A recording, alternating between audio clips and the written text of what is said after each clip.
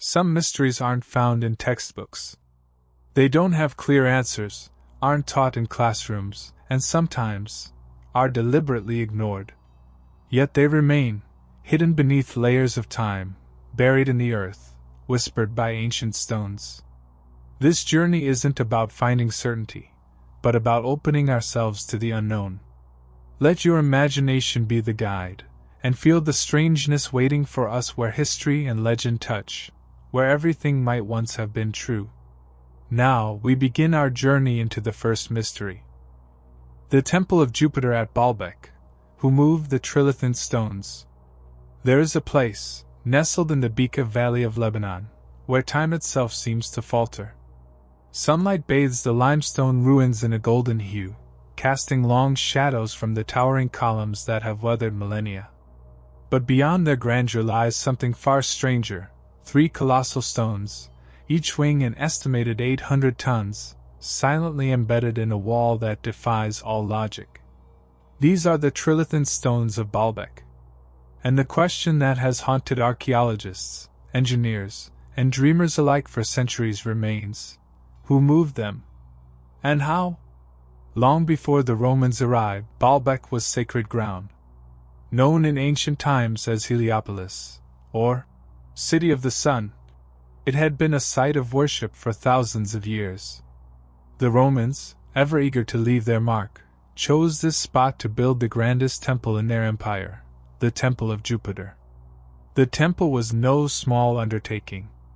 Its platform alone is among the largest stone structures in the ancient world. Yet, even amid the marvel of Roman engineering, one feature stands apart: the retaining wall built with the trilithon stones. Each of these stones is over 19 meters long, 4.3 meters high, and 3.6 meters wide, more massive than anything lifted in the modern era without heavy machinery. And yet there they are, perfectly placed, aligned with uncanny precision. Even stranger?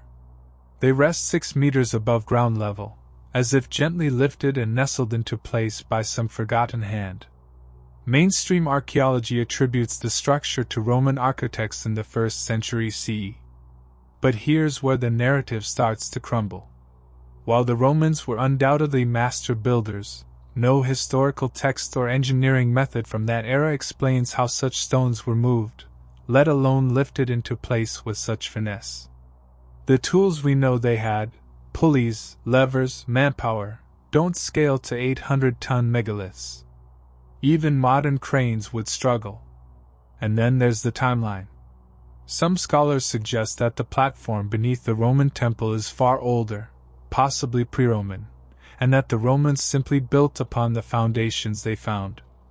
The trilithon, they argue, may be a legacy of a lost civilization, one with knowledge of construction techniques that we've yet to rediscover. Could it be that the Romans didn't build the trilithon, but merely inherited it? Not far from the main platform lies an even greater mystery. In a nearby quarry sits the stone of the pregnant woman, an unfinished monolith weighing up to 1,000 tons. Still partially embedded in the bedrock, it waits in eternal limbo, as if abandoned mid-project. Why was it never moved? Could it have been too heavy, even for those who moved the trilithon? Or does its presence hint at a lost age when such feats were routine? More perplexing still, in 2014, German archaeologists discovered yet another, even larger stone beneath it, 1,650 tons, the heaviest known work stone in human history. Its existence rewrites everything we thought we knew about ancient engineering. But if these stones were cut, shaped, and ready for transport, why do we find no records, no legends, no myths explaining how? Unless the explanation was deliberately forgotten. Inevitably, where mainstream history falls silent, alternative theories rise. Some claim that giants, literal Nephilim from biblical lore, moved the stones, pointing to ancient texts that speak of towering beings with superhuman strength. Others suggest anti-gravity technology, hinting at knowledge lost during cataclysmic events such as the biblical flood or the end of Atlantis. And then there are the ancient alien theorists, who point to Baalbek's strategic position as a possible ancient landing platform. They argue that the stones were not lifted, but levitated, by extraterrestrial visitors who shaped the earliest civilizations. It's easy to scoff, until you stand before the trilithon. No matter how skeptical you are, their sheer scale forces a quiet awe, a humility in the face of an enigma too massive to ignore. A less far-fetched but equally curious theory involves acoustic levitation. Some researchers propose that ancient civilizations may have used sound, vibration, resonance, to lift heavy objects. The hypothesis is supported by traditions from around the world that speak of priests chanting stones into place, of instruments that could soften, or float, rock. Could the builders of Baalbek have tapped into this sonic secret? Modern experiments in labs have shown that sound can indeed move objects, but only tiny ones. Scaling that effect to megalithic stones seems impossible, unless the ancients knew something we don't. There's also the mystery of Baalbek's astronomical alignment. Some researchers have found that the temple's layout matches celestial patterns, not of the time of the Romans, but of a much earlier epoch. The stars it aligns with would have been in that position over 9,000 years ago. Is this just coincidence, or evidence of a culture with astronomical knowledge far ahead of its time? Were the trilithon stones placed with the stars in mind, not just for function but for cosmic resonance? Perhaps the greatest mystery of Baalbek is its silence. No ancient texts speak of the trilithon. No inscriptions mark them. No myths survive to explain them. In a world where even humble village stones gain legends over time, how could 3 of the world's largest worked stones remain storyless? Or is that the point? Perhaps the silence is deliberate, a lost memory, erased or hidden, waiting for rediscovery. A whisper from the deep past, chiseled in stone, daring us to listen more closely. In the end, the trilithon of Baalbek is not just a construction puzzle. It's a gateway into a forgotten chapter of human, or perhaps non-human, history. Whether it was giants, gods, aliens, or ancient engineers more advanced than we've imagined, something extraordinary happened in Baalbek. And until we can lift those stones ourselves, or replicate the feat without machines, we can only stand in awe beneath their shadow, asking the same question echoing through time. Who moved the trilithon stones? The mysterious sound of the Great Pyramid's King's Chamber. Deep within the heart of the Great Pyramid of Giza lies a room unlike any other. It is a chamber hewn from granite, square and austere, empty save for a single stone sarcophagus, lidless, unmarked, and forever silent. But those who have stood inside this room, known as the King's Chamber, speak of something that cannot be seen or touched. They speak of a sound. Not just any sound. A resonance that hums through your bones, that seems to awaken something primal within, as though the stones themselves are alive. As if the chamber is not merely a room, but a machine. And the deeper you listen, the stranger it gets. The Great Pyramid, built some 4,500 years ago during the reign of Pharaoh Khufu, has long been called a tomb. But no body was ever found. No inscriptions decorate its walls. No treasure, no artwork, no funerary goods. Just corridors, shafts, and that eerily perfect granite box in the King's Chamber. Then there's the construction, 2.3 million limestone blocks, some weighing over 70 tons, placed with surgical precision. It is aligned to true north within a fraction of a degree. Its base is leveled to within mere millimeters. And at its center lies the chamber that baffles modern scientists, not for its design, but for its acoustics. When sound is made in the King's Chamber, it doesn't just echo. It reverberates. Certain frequencies seem to hang in the air, refusing to die. Some say you can feel them vibrating in your chest. Others describe it as a low hum that stirs emotion, a sound that seems to bypass the ears and enter directly into the soul. Why would a burial room be built like this? Unless it was never meant to be a tomb at all. In the 1990s, a researcher named Tom Danley, an expert in acoustics and sonic technology, entered the Great Pyramid with specialized equipment. What he discovered startled him. The chamber exhibited unusual acoustic properties. It amplified and sustained certain frequencies, especially those within the range of 50 to 110 Hz, similar to the natural resonance of the human body. Some frequencies, when struck or sung, created standing waves, sound that seemed to hover motionless in space. Even stranger, the granite sarcophagus, when struck, resonated at the same frequencies. This wasn't coincidence. It was design. But to what end? Ancient Egyptians believed in the power of sound. Their language was filled with references to harmonic balance, to divine utterance. In their creation myths, the god Ptah spoke the world into being. So what if the king's chamber wasn't a resting place for the dead, but a chamber to interact with sound itself? Some researchers propose that the Great Pyramid was a resonance chamber, built to amplify frequencies for spiritual, healing, or even energetic purposes. The materials support this idea.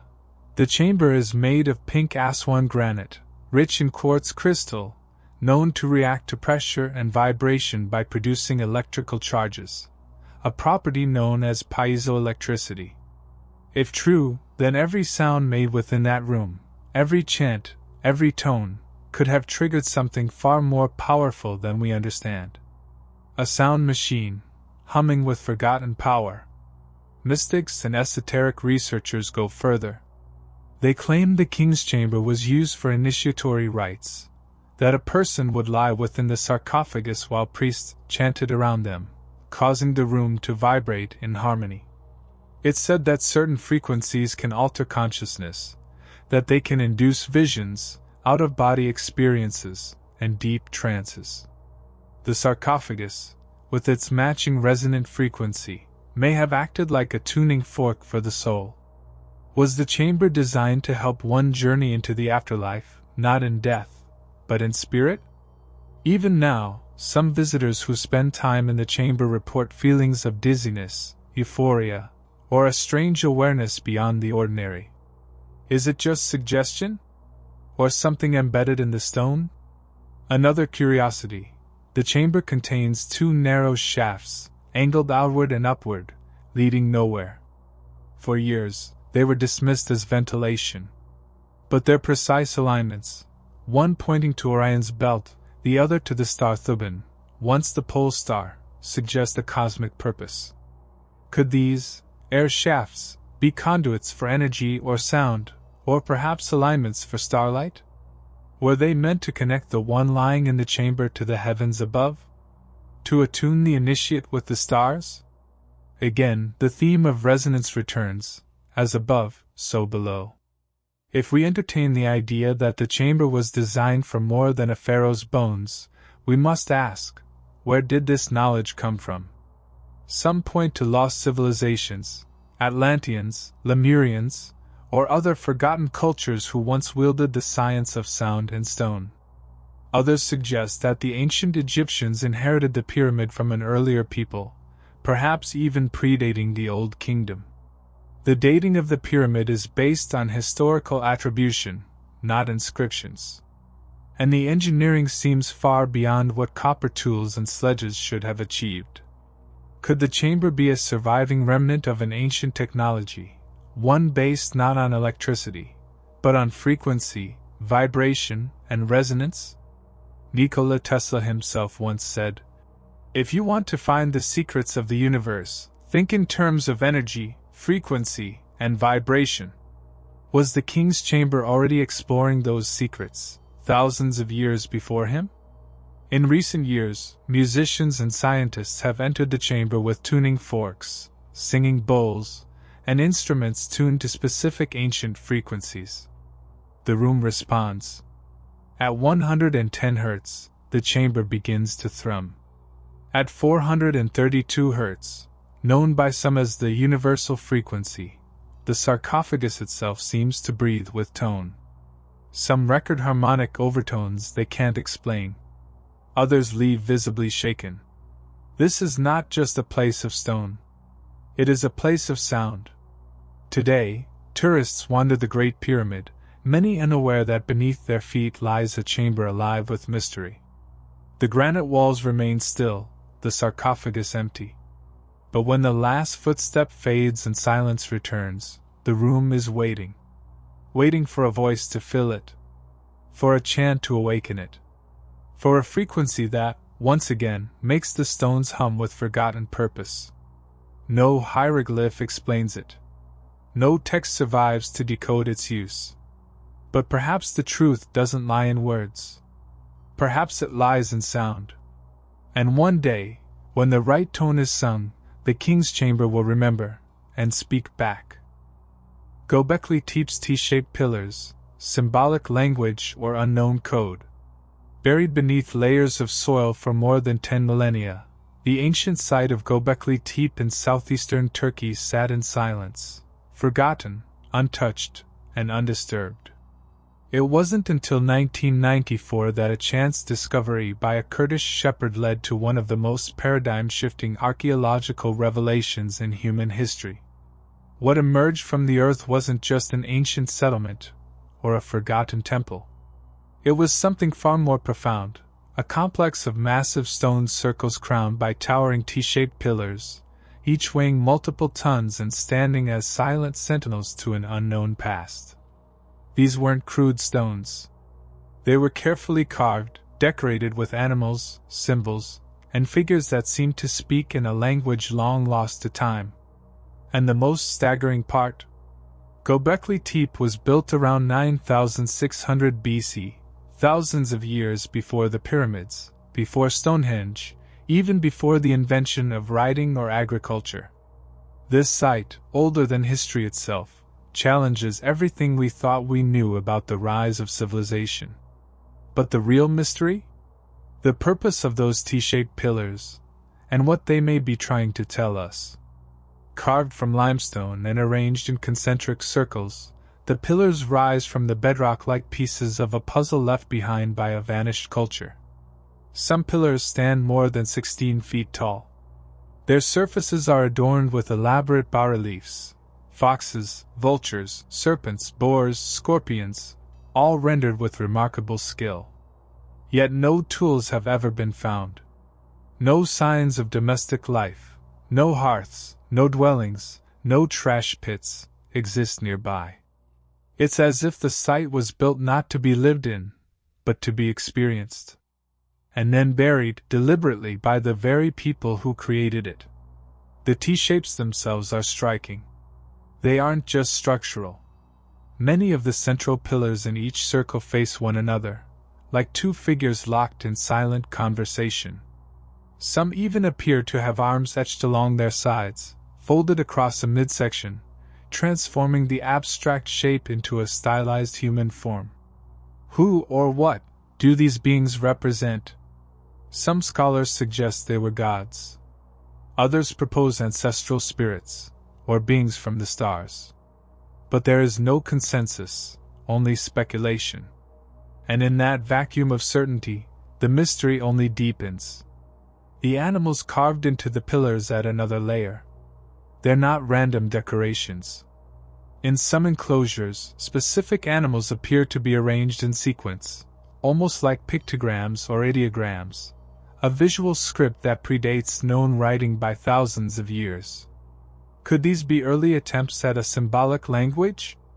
Or perhaps, something more? A team of researchers once examined one particular pillar, known as Pillar 43 or the Vulture Stone. It features a vulture with outstretched wings, a disembodied human head, and a scorpion among other symbols. Some believe it might depict an astronomical event, perhaps a comet impact or celestial alignment, encoded through symbolism. Indeed, some astronomers suggest the animal carvings correspond to star constellations. They argue that the site may have functioned as an ancient observatory or a calendar. Others go further, speculating that Göbekli Tepe encoded catastrophic knowledge, warnings from a previous age, encoded in stone. A form of survival message. A code meant to last. But who could have possessed such knowledge so far back in time? The builders of Göbekli Tepe were supposed to be hunter-gatherers, nomadic tribes without cities, agriculture, or organized religion. And yet here they were, quarrying and moving massive stones, organizing construction with engineering and artistic sophistication previously thought impossible for their era. It's as if history skipped a step. Or perhaps, our timeline is missing a chapter. Some have drawn parallels to myths found in ancient texts, tales of a lost golden age, of divine beings who taught early humans the secrets of the stars, architecture, and society. Are the T-shaped pillars remnants of that mythical knowledge? Or are they the original source of those myths? Then comes the greatest enigma of all. After centuries of use, after building not one but dozens of stone enclosures, the people of Göbekli Tepe didn't abandon the site. They buried it. Each enclosure was carefully, methodically filled in with layers of dirt, bones, and stone rubble. Why would a civilization go to such painstaking lengths to hide what it had built? Was it an act of reverence? A ritual entombment of something sacred? Or was it fear? Did they bury Göbekli Tepe to seal away something no longer meant to be seen? To this day, only a small fraction of the site has been excavated. Ground-penetrating radar has revealed many more circles beneath the earth, waiting to be uncovered. What secrets do they hold? What symbols lie beneath, frozen in stone? Every pillar uncovered raises more questions. The lack of inscriptions, the precision of construction, the astronomical alignments, the burial, it all seems to whisper of a forgotten system. A complex web of beliefs, knowledge, and purpose that predates all recorded civilization. And perhaps, just perhaps, these T-shaped pillars weren't just symbols of worship. They might have been part of an ancient code, etched into stone not for decoration, but for decoding, meant to transmit meaning across millennia. A message from the first architects of belief. Or from something even older. One that we are only just beginning to understand. What if, in the T-shapes of Göbekli Tepe, we are staring at the earliest attempt to speak across time? Not with words, but with stone and silence. The green children of Woolpit, medieval folklore or interdimensional beings? In the quiet village of Woolpit, nestled in the Suffolk countryside of eastern England, a legend has persisted for over 8 centuries. It is a tale whispered with unease, written with half-belief and monastic chronicles, and shared around hearths long after twilight. The story centers on 2 children, brother and sister, who appeared one day from the edge of the unknown. Their clothes were unfamiliar, their language unrecognizable, and their skin? Green as spring leaves. It was the 12th century, during the reign of King Stephen or perhaps Henry II, the records are unclear. Woolpit was an unassuming agricultural settlement, its name derived from wolf pits, dug to trap the predators that once roamed the woods. One harvest morning, near one of these pits, villagers discovered something extraordinary. The children stood together, dazed and frightened. They spoke a strange tongue none could understand. Their garments were made of unknown materials. But most shocking of all was their color, an unnatural green hue, as if their skin bore the very tint of chlorophyll. They were taken to the home of Sir Richard de Conn, a local knight, who offered them shelter. At first, the children refused all food. Days passed, and they grew weaker, until someone offered them raw broad beans still in their pods. Eagerly, they devoured them. Only broad beans. For a time. As the weeks passed and they adjusted to normal food, their green pallor faded. The boy, always more frail, grew ill and died. But the girl survived. She learned English. She was baptized. And when she could finally explain herself, the mystery only deepened. She said they came from a land where the sun never shone. A twilight realm. A place called St. Martin's Land, where everyone was green like them. They had heard the sound of bells, perhaps church bells in Woolpit, and followed it through a cave or tunnel, only to emerge into the blinding sunlight of this world. But what was St. Martin's Land?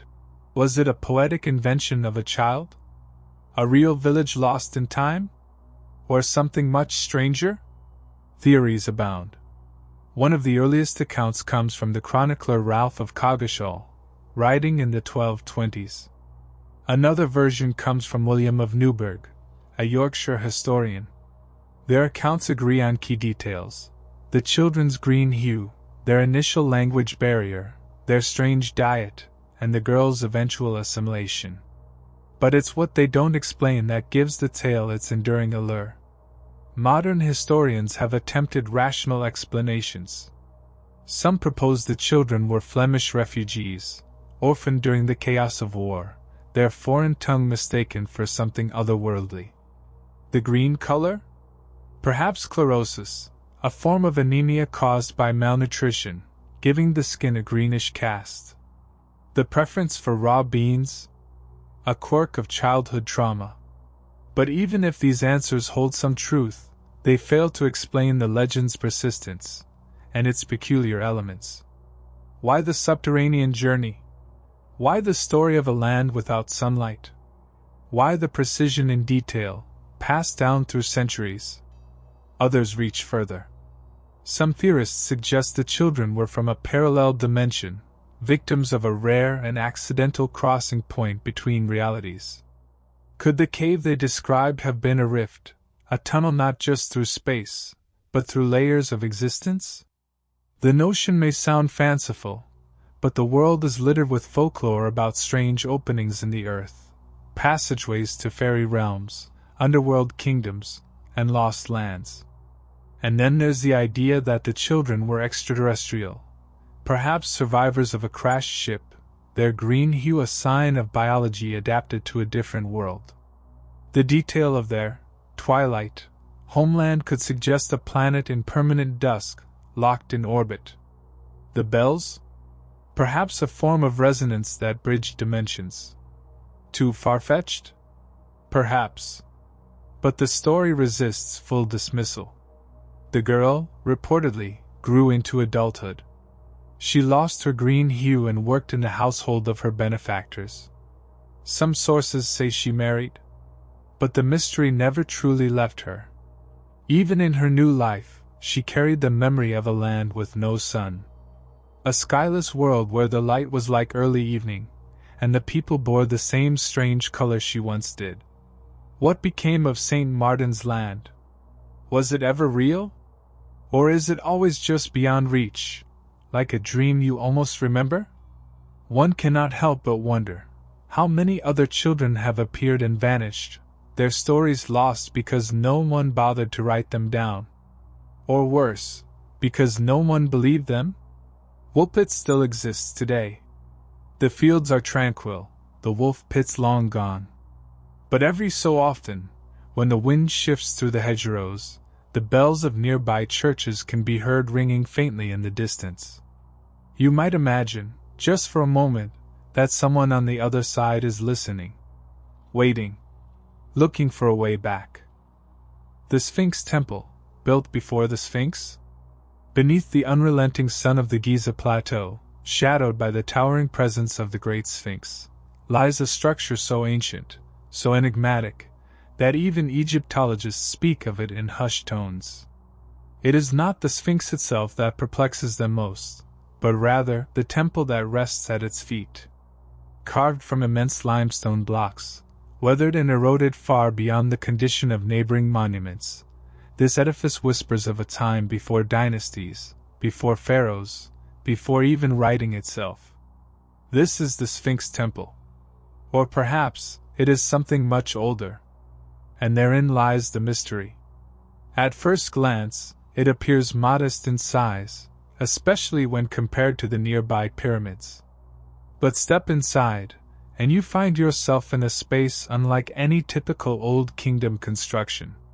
The walls are built not from small cut stones, but from titanic limestone blocks, some weighing upwards of 100 tons. These megaliths were quarried from the enclosure around the Sphinx itself, their removal suggesting a single, continuous operation of excavation and construction. But why such massive stones? Why such primitive building methods in what is supposedly a relatively late structure? The deeper you dig, both literally and metaphorically, the more the timeline begins to blur. Mainstream Egyptology places the construction of the Sphinx and its temple around 2500 BC, during the reign of Pharaoh Khafre. The Sphinx's face, they say, is modeled after Khafre himself. The Sphinx temple, positioned directly in front of it, would logically have been built during the same era, as part of a unified architectural complex. But not everyone agrees. A growing number of researchers, geologists, and rogue archaeologists believe that both the Sphinx and the temple predate Khafre's reign by thousands of years. Their reasoning? Erosion. Deep, undulating vertical weathering patterns on the Sphinx enclosure walls appear to have been caused not by wind and sand, but by sustained rainfall. The only problem? That kind of rain hasn't fallen on the Giza Plateau since before 5000 BC, possibly as far back as 10,000 BC. This observation, first brought to public attention by geologist Robert Schoch, turned academic circles into battlegrounds. If true, it would mean that the Sphinx temple, and by extension, the Sphinx itself, predates not just the pyramids, but all of recorded Egyptian history. The implications are staggering. Who, then, built it? What culture possessed the means to shape and move such gigantic blocks in an era typically associated with Stone Age tribes? The architecture only adds fuel to the fire. Unlike other Old Kingdom temples, the Sphinx temple lacks inscriptions, statues, or any overt symbolism linking it to a known pharaoh. Its stark, almost minimalist design feels alien, more like a megalithic site from another continent. The floor plan echoes strange symmetry, almost as if it were designed with astronomical or harmonic principles in mind. The interior was once adorned with granite pillars, now collapsed or missing, their absence leaving a cavernous silence in the temple's heart. There's another twist. Just a short distance away sits the Valley Temple, also attributed to Khafre. It too is built from massive limestone core blocks, with a granite casing added later. The similarities in construction have led some to suggest that both temples, and possibly the Sphinx itself, were inherited by the ancient Egyptians, not built by them. In other words, these might be the remnants of a forgotten civilization. Legends passed down through ancient Egyptian priests, as recorded by Greek historians like Herodotus and Manetho, speak of a time before the dynasties. They call it Zeb Tepi, the first time, a mythical golden age when gods walked among men and great monuments were raised by beings of divine knowledge.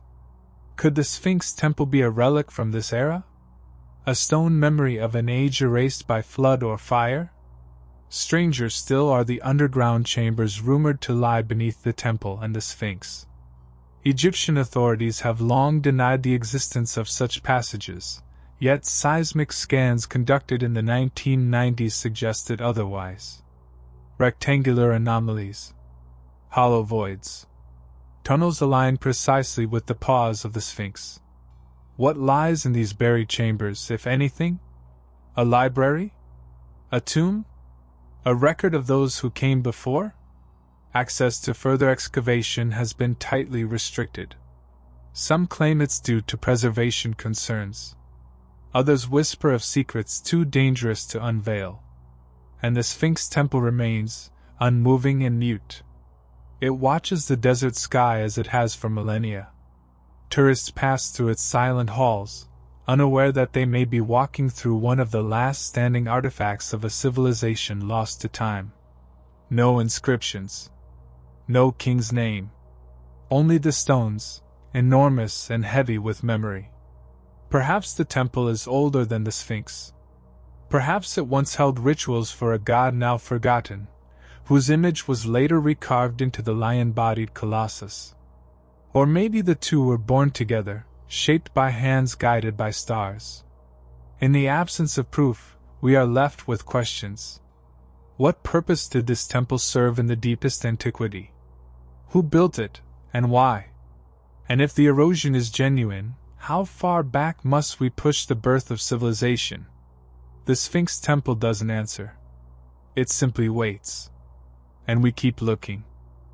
The hypogeum of Hel Saflieni, sound resonance chamber from prehistory.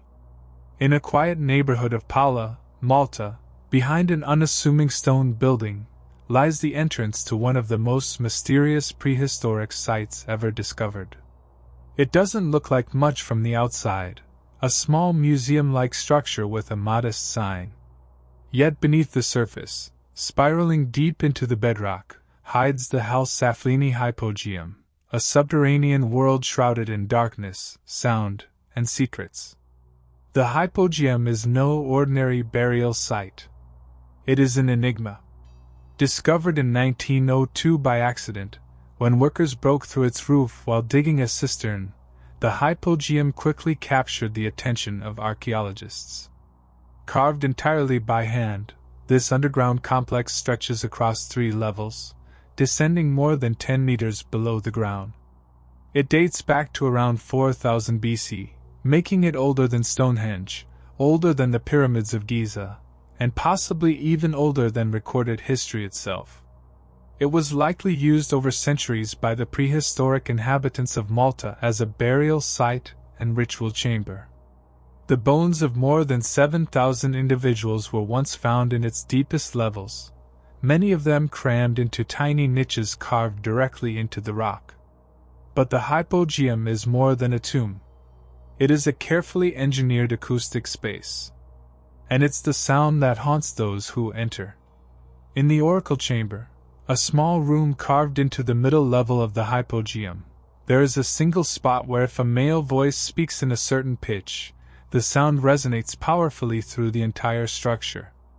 Not just echoes, but deep vibrations that can be physically felt, humming through the stone walls and into the bones of anyone nearby. Frequencies between 110 Hz and 130 Hz seem to trigger this resonance most strongly. The walls sing back. This isn't just a coincidence. Acoustic experts from various fields have studied the oracle chamber and concluded that its sound properties are deliberate. The specific frequency range activated in the hypogeum aligns with what modern researchers describe as the range of brainwave manipulation, frequencies associated with trance, altered consciousness, and even heightened perception. How did a civilization more than 6,000 years ago understand this? More curiously, why did they build it? Some theorize the hypogeum served as a temple for initiatory rites or shamanic journeys. The resonance would have amplified the voice of a priest or oracle, creating a supernatural experience for those listening. Combined with the flicker of oil lamps and the presence of the dead, the sound would have turned rituals into otherworldly events. There are deeper, stranger elements. Red ochre spirals still adorn some walls, painted with unknown meaning, symbols of the womb, of rebirth, of cosmic cycles. The architecture of the hypogeum is curved, flowing, almost organic, like it wasn't built, but grown. Niches in the walls lead to nowhere. Some passages shrink to crawl-space dimensions. One room, called the Holy of Holies, is aligned to the winter solstice, catching a shaft of light from the surface just once a year. And then there are the missing people. Over the years, rumors have circulated about explorers who entered the hypogeum and vanished. A popular legend tells of a school group that was allowed to explore the lower chambers in the 1940s and never returned, swallowed by the stone. Though officially denied, the tale persists. Some claim the deeper levels were sealed off afterward, never to be reopened. Even the ancient skeletons recovered from the site had strange features. Several elongated skulls were documented in early 20th century excavations, skulls with cranial volume larger than normal, and without the signs of artificial cranial deformation typically seen in other ancient cultures. These skulls disappeared from public display in the mid-1900s. The official explanation? Lost in inventory. But whispers remain. Some researchers suggest the hypogeum may be a relic of a pre-cataclysmic civilization, one that had knowledge of acoustics, consciousness, and architecture far beyond what mainstream history allows. Perhaps the builders knew how to induce trance states for ritual or healing. Perhaps the resonance was a doorway to another state of being, or another realm altogether. Acoustic archaeologist Dr. Paolo de Bertolis once remarked that spending time in the hypogeum's resonant spaces could restructure how the brain processes information. Some visitors report dizziness, visions, or overwhelming emotion. Others feel watched, as if something still dwells in the darkness. There is a deep strangeness here, difficult to dismiss. Why did these people carve such a vast structure underground? Why does it resonate at precisely the frequencies that affect the human brain? Why are the most anomalous skulls now missing? And why do official records seem to avoid the hypogeum's more peculiar aspects? To walk into the hypogeum is to step into prehistory's heart. A world of red spirals, shadowed chambers, and vibrating stone. You feel it in your chest, in your mind, as if something ancient and unseen is humming through you. And when you leave, it follows.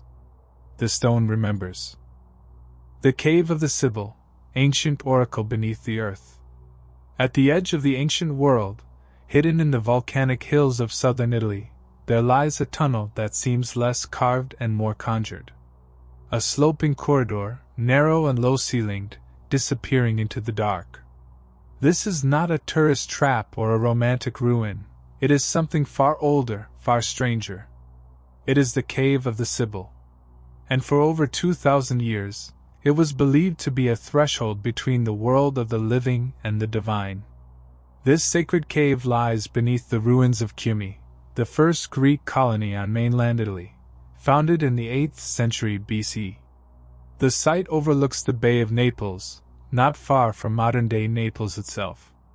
Atop the Acropolis above the cave once stood temples to Apollo and Jupiter, but beneath, dug deep into the tough rock, lay a passage that led to prophecy. The Sibyl of Cumae was no ordinary oracle. She was said to be a priestess of Apollo, a conduit through which the god himself spoke. When she entered trance, her voice would echo and split, her words pouring out in riddles.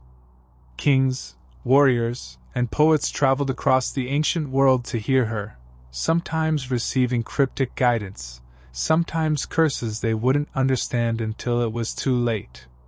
And unlike the well-known oracle of Delphi, the Cumaean Sibyl lived in a cave, not a temple. The entrance is unlike anything in the Mediterranean world.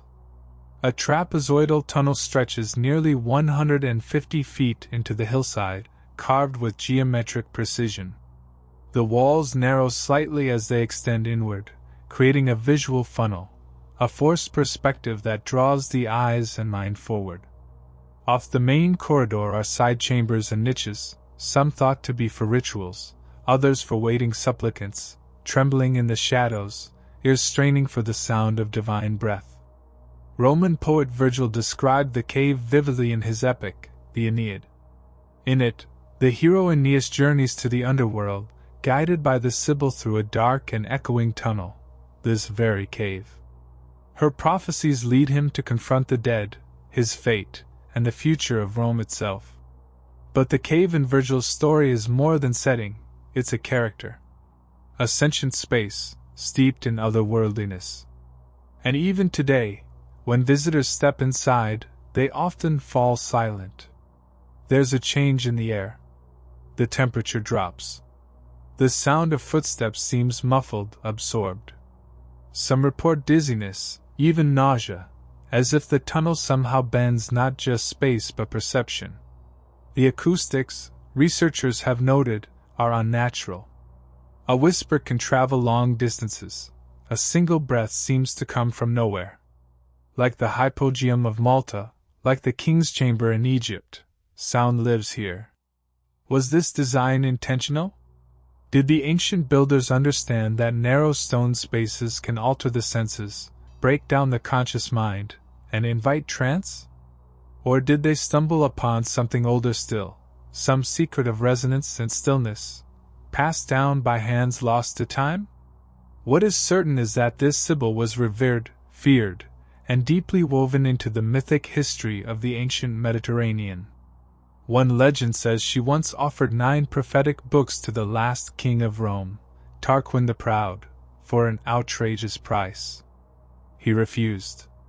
She burned 3 and offered the remaining 6 for the same cost. He refused again. She burned 3 more. Finally, he bought the last 3 at full price. These books, kept in the Temple of Jupiter in Rome, became the Sibylline books, consulted in times of great crisis. The wisdom of a half-divine woman from a cave beneath the earth shaped the course of an empire. But the cave's purpose may have gone even deeper than prophecy. Some researchers propose the Sibyl's Cave was not just a site of oracle work, but a ritual gateway, a ceremonial portal for soul journeys. A place to induce controlled madness, visions, or initiatory death. The disorienting architecture, the symbolic descent, the darkness and echo, all of it points to altered states. Perhaps those who entered weren't just seeking the future. They were seeking transformation. Even today, much about the cave is unknown. Its full extent remains unexplored. Some corridors are blocked, their ends hidden behind collapsed rock or bricked-up entrances. What lies beyond? Chambers never opened? Subterranean shrines? Echoes of rituals lost to history? There are rumors of secret tunnels beneath the temple above, of buried chambers where initiates pass tests of darkness, silence, and fear. Some claim the cave aligns astronomically, with shafts of sunlight entering at specific times of year, illuminating key spots like a cosmic spotlight. Others go further. They whisper that the cave existed long before the Greeks ever arrived, that they simply adopted a much older sanctuary. Some even speculate that the cave might be a natural fault line of energy, a liminal zone where perception thins and the boundary between realities blurs. A place where the gods could speak, or be heard. Today, the cave of the Sibyl stands quiet. The priests are gone. The voices no longer echo from the walls. And yet, something lingers. Those who descend its sloping passage sometimes feel as if they are being watched, not with malice, but with immense, ancient patience. Perhaps the Sibyl still dwells in the stone. Or perhaps the cave itself was the oracle all along. A voice without a mouth. A prophecy without words. A door that never fully closed. The King's List of Sumer, 241,000 years of rulers. In the arid lands of southern Mesopotamia, where the Tigris and Euphrates rivers carved civilization into the dust, ancient scribes etched history into clay. Kings rose and fell, empires bloomed and vanished, and stories, half myth, half memory, were pressed into cuneiform tablets that survived fire, flood, and time. Among the most peculiar and perplexing of these is the Sumerian King List, a document that challenges the very notion of linear history. Found in multiple copies across Mesopotamian ruins, most famously on a clay prism housed today in the Ashmolean Museum of Oxford, the list begins innocently enough, a genealogy of rulers, names and dynasties recorded in neat rows. But then the numbers start to shift, and reason begins to slip. Some of the earliest kings are said to have reigned for hundreds, even thousands of years. One name, Alulem of Eridu, is recorded as having ruled for 28,800 years. His successors ruled for similarly impossible spans, 36,000 years, 43,200 years, and more. In total, before what the text refers to as the Great Flood, 8 kings ruled for a combined 241,200 years. Then, everything resets. The flood comes. And after it, the reigns of kings suddenly shrink to mortal lengths, decades, years, even months. How do we explain this? The Sumerian king list is not a hidden document. It was a widely copied, widely shared text, replicated across the cities of Nippur, Larsa, and Uar. Each version carries the same fundamental structure: long-reigning antediluvian kings, a global flood, and then the rise of post-diluvian dynasties. Was it a symbolic narrative? A sacred tale? Or did the Sumerians mean it as actual history? Some scholars suggest the long reigns were never intended to be taken literally, that the numbers were symbolic, coded references to divine favor, prestige, or metaphysical truths. Others say the numbers may have been mistranslated or corrupted by generations of scribes. But then there are those who see something much more radical buried in the clay. What if the list reflects a real, forgotten epoch? A prehistoric civilization, erased by time and catastrophe, whose rulers were truly not like us. Zacharias Sitchin, one of the more controversial interpreters of Sumerian texts, argued that the king list supports the notion of an alien presence in early human history. He claimed these long-lived rulers were not men at all, but Anunnaki, extraterrestrial beings who ruled Earth in deep antiquity and genetically altered humanity. While mainstream academia firmly rejects this view, the uncanny uniformity of the list structure and the specificity of its numbers invite further questions. Why 241,200 years? Why 8 kings? Why a single flood that divides history? Even more intriguing is the correlation with other ancient traditions. In Hindu cosmology, vast ages called yugas span thousands of years, populated by divine and semi-divine rulers whose lifespans dwarf modern comprehension. In the Hebrew Bible, patriarchs like Methuselah lived for hundreds of years. In Egypt, the Turin king list also names mythical pre-dynastic rulers with reigns lasting thousands of years. And in Greek legend, the Golden Age was ruled by gods and titans before the descent of man. Could these be cultural echoes of a shared, obscured past? The Sumerians themselves believed their civilization was not invented, but bestowed. They said kingship descended from heaven. In the city of Eridu, the very city where Alulem, the first king, ruled. Eridu is a real place. Its ruins lie beneath modern Iraq. But it is also a city layered with myth. The first city. The original throne. And if we look closer, something else begins to emerge from the tablets. The king list speaks not just of names and numbers, but of cycles. Great floods. Cleansings. Resets. The sense that history moves not in a straight line, but in grand turns of the wheel, civilizations rising to heights we can barely imagine, only to fall and be buried under mud, myth, and sand. The flood described in the king list mirrors the story of Utnapishtim in the Epic of Gilgamesh, who survives a divine deluge by building a great boat. His tale prefigures that of Noah. And the flood itself, once thought to be pure myth, is now supported by geological evidence of abrupt flooding in Mesopotamia during the late Holocene. So what if the king list remembers something real? A world before our own. A civilization lost not just to time, but to fire and water. Of course, the idea that humans, or something resembling humans, have ruled for hundreds of thousands of years flies in the face of everything we think we know. Modern archaeology says Homo sapiens have existed for about 300,000 years. Civilization, as we define it, only emerged 6,000 years ago. But perhaps that's the problem. Our definition. Perhaps the Sumerian scribes were preserving not fantasy, but memory, warped, fragmented, and retold across generations until it became indistinguishable from myth. Or perhaps they were simply documenting what had been handed down to them, never questioning the vast lifespans because to them, it was truth.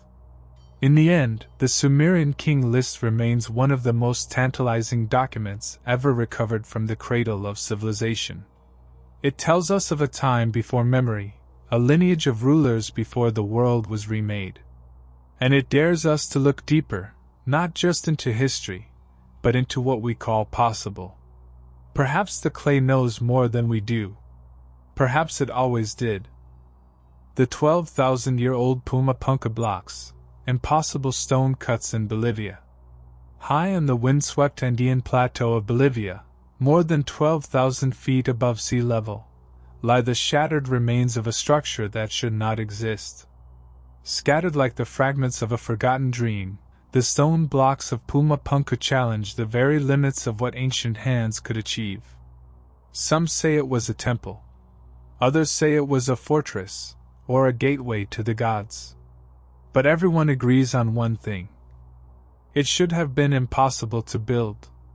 Located just a short walk from the better-known ruins of Tiwanaku, Pumapunku, the door of the Puma, is unlike any other site in the Americas.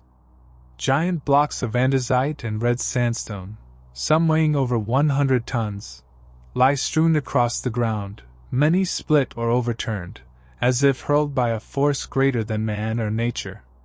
But it's not their size that truly stuns visitors and researchers alike. It's the precision. The stonework at Pumapunku defies conventional understanding. Blocks are carved with perfect 90-degree angles, drill holes that appear laser straight, and joints so tight that even a razor blade cannot pass between them. Some stones feature dovetail cuts, internal angles, and interlocking features that look like they were machine-made, not chipped by hammer and chisel. And perhaps the most famous of all, the H-shaped blocks, each nearly identical, lined up as if once part of a modular, prefabricated structure. But what kind of technology, what kind of mind, could have created such forms, at such altitude, in such antiquity? Mainstream archaeologists date the site to around 536 AD, during the height of the Tiwanaku civilization. But here lies the first contradiction. The Tiwanaku people, as far as evidence shows, lacked metal tools capable of working such hard stone. Andesite is incredibly tough, comparable to granite. And yet, the precision of the cuts exceeds anything known from that era. And then there's the issue of dating. Some researchers, including engineers and alternative historians, argue that the core of Pumapunka predates Tiwanaku by thousands of years. Geological studies suggest that certain parts of the site may have been constructed before a massive flood event at the end of the last ice age, around 10,000 BC. If true, that places Pumapunka not just before the Inca or Tiwanaku, but before civilization as we know it. One of the most striking claims comes from a detailed analysis of the stone cuts. Engineers have noted that the tool marks suggest the use of high-speed rotary tools, possibly using diamond-tipped bits, tools we associate with modern industry. The straight grooves, flat surfaces, and internal corners within the stones are virtually impossible to replicate with primitive tools. How could a prehistoric culture, supposedly without writing or the wheel, produce such architectural finesse? Mainstream experts suggest the Tiwanaku people used simple bronze tools, abrasives like sand, and countless hours of manual labor. But skeptics argue this explanation collapses under scrutiny. Even today, carving and fitting these stones using hand tools would take years of precision work, and yet we find hundreds of such stones at Pumapunku, each shaped with geometric perfection. There are no detailed records. No inscriptions. No blueprints. Only stone, and silence. Some propose that Pumapunku was a technological center, perhaps even a landing platform or energy site, though for what, no one agrees. Others claim it is the remnant of a lost civilization, one wiped out by global cataclysm, its secrets buried beneath centuries of earth and forgetting. Author and researcher Graham Hancock suggests Pumapunku is part of a worldwide legacy, remnants of a highly advanced pre-Ice Age civilization whose knowledge was lost in a cataclysm some 12,000 years ago. He points to similar anomalies across the globe: Göbekli Tepe in Turkey, Nen Madal in Micronesia, the megaliths of Baalbek in Lebanon. Different continents, different cultures, yet the same architectural enigma, precision beyond the means of their time. And then there's the question of destruction. Why is Pumapunku in ruins? The blocks aren't weathered or eroded in ways that suggest slow decay. They are fractured, thrown, broken. Some researchers believe the site was destroyed by a massive earthquake or natural disaster. Others whisper of something more violent, more deliberate. The site gives the impression of sudden, catastrophic ruin, like a system ripped apart mid-function.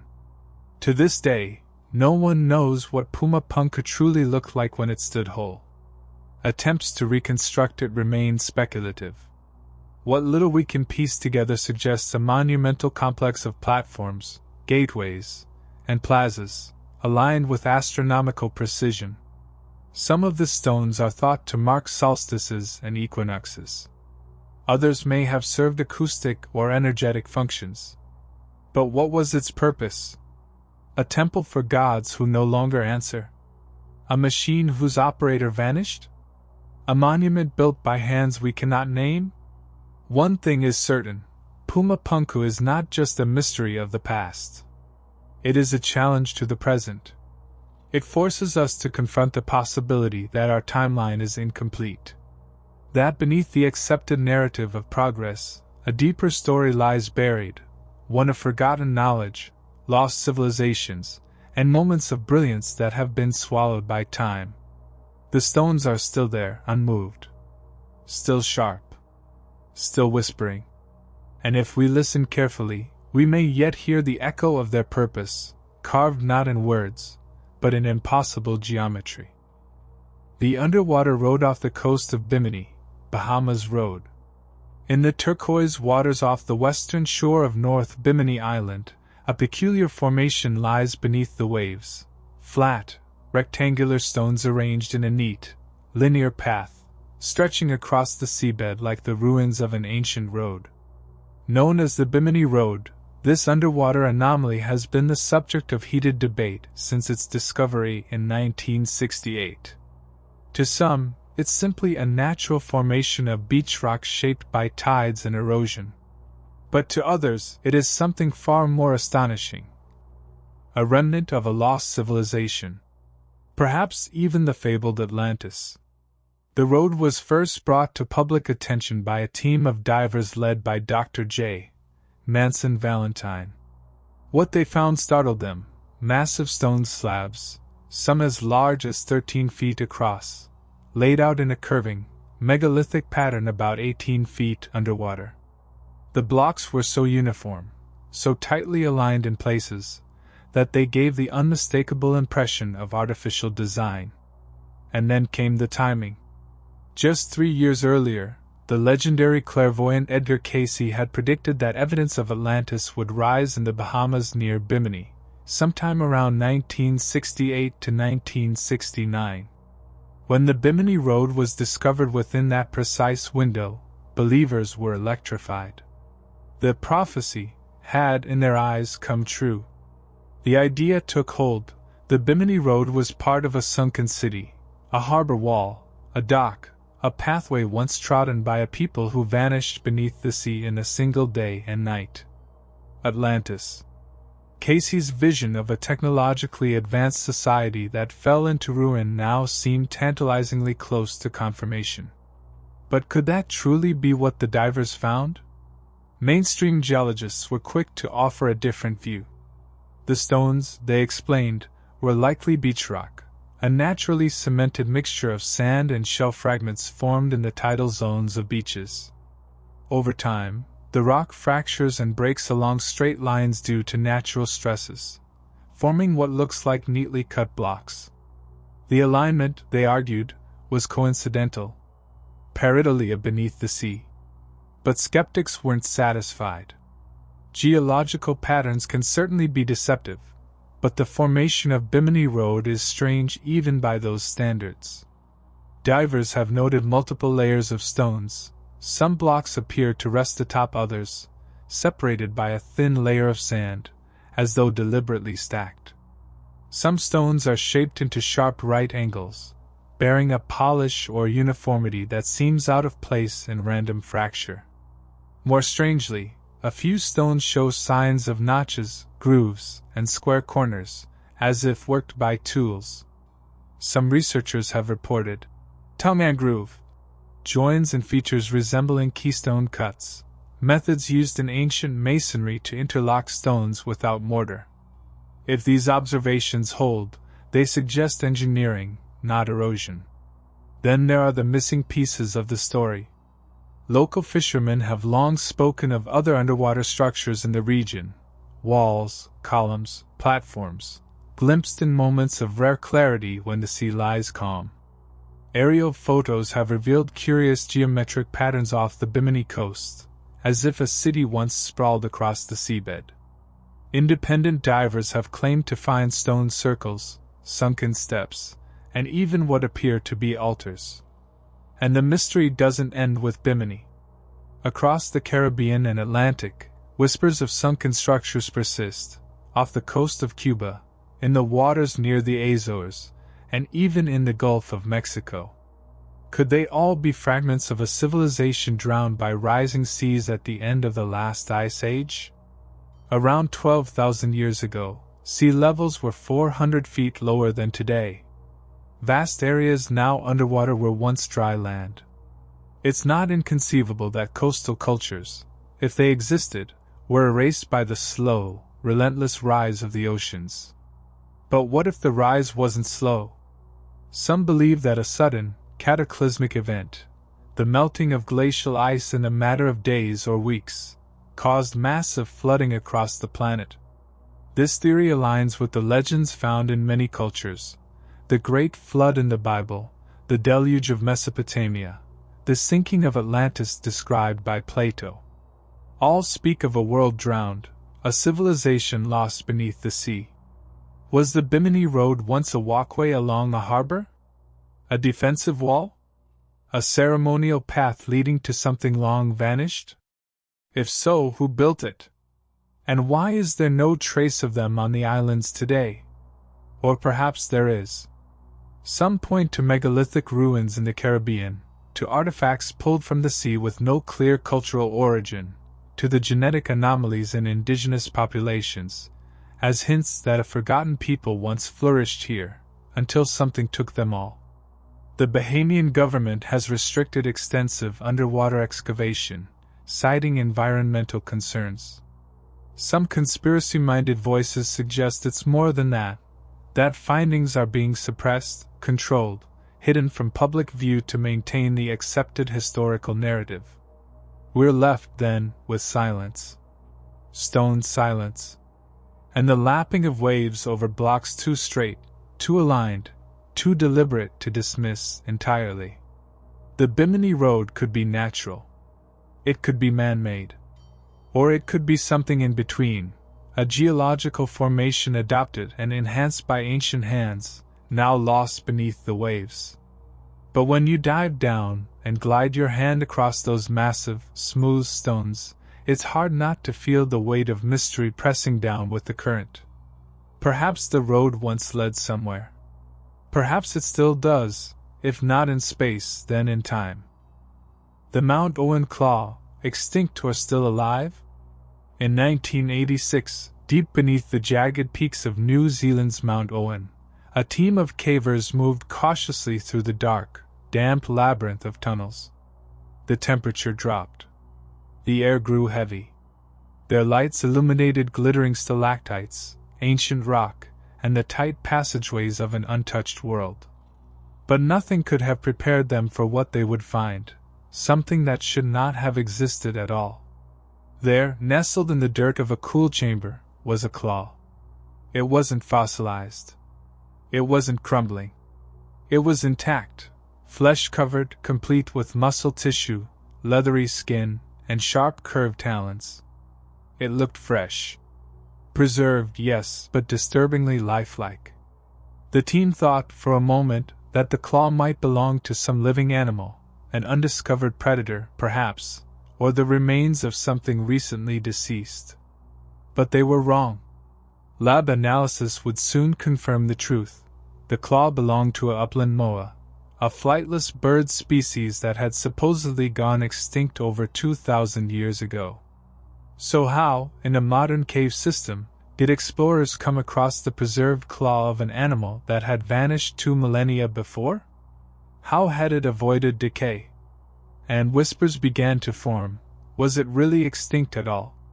The moa, native to New Zealand, were among the largest birds to have ever lived. Some species stood over 12 feet tall and weighed more than 500 pounds. They had no wings, no predators, until the arrival of humans. Within a few centuries of Polynesians settling the islands, all 9 known species of moa were hunted to extinction. Or so we thought. The Mount Owen claw has reignited one of the most persistent questions in cryptozoology and archaeology alike. Could extinct species, especially those once isolated in remote, rugged terrain, still exist in hidden pockets of the world? The preservation of the claw is indeed curious. Conditions in certain parts of New Zealand's limestone caves are extremely stable. Constant low temperatures, minimal microbial activity, and low oxygen levels. This could theoretically preserve soft tissue far longer than in open air. But even so, for a claw to survive intact for over 2,000 years, unfossilized, looking fresh enough to twitch, pushes the boundaries of plausibility. Unless it wasn't that old. Unless the bird had died much more recently. Rumors began to stir.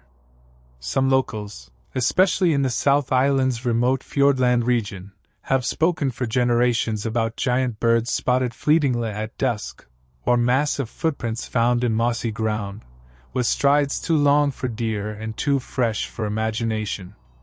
Farmers, hunters, and hikers have told tales of the shadow bird, a creature seen only in peripheral glimpses, never captured, always just out of reach.